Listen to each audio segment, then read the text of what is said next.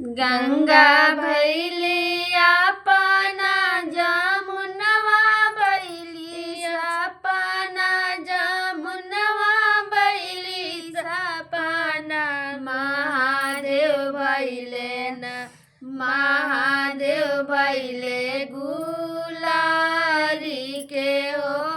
फुलावा महादेव भैले गुलारी के हो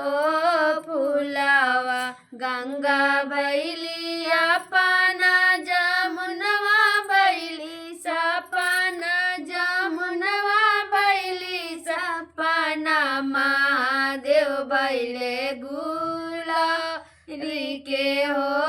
फुलावा महादेव भैले गुलारी के हो फुलावा का तुम गुलारी के फुलावा अरे गुलारी के फुलावा मंदिर में बैठते जब हो पारनावा मंदिर में बैठते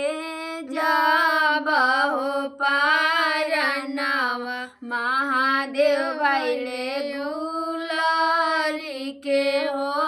फुलावा महादेव भैले गुलारी के हो फुलावा काहे तू शिष्या ते जाबू परनावा अरे ते जाबू परनावा दया के बेरिया दे हम दर्शनवा दया के बेरिया दे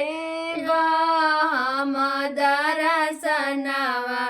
काहे खातिर शिष्या ते जाबू परनावा अरे ते जाबू परनावा चर्चा के बेरिया देव हम दर्शनवा चर्चा के बेरिया देव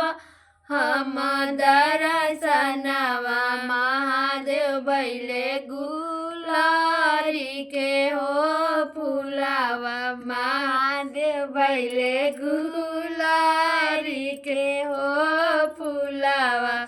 काहे खातिर शिष्या ते जाबू परनावा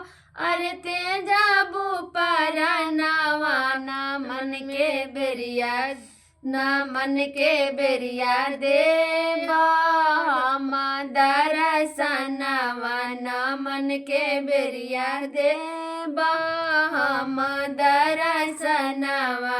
गंगा भैली अपना जमुनवा बैली सपना जमुनवा बैली सपना महादेव भैले गुलारी के हो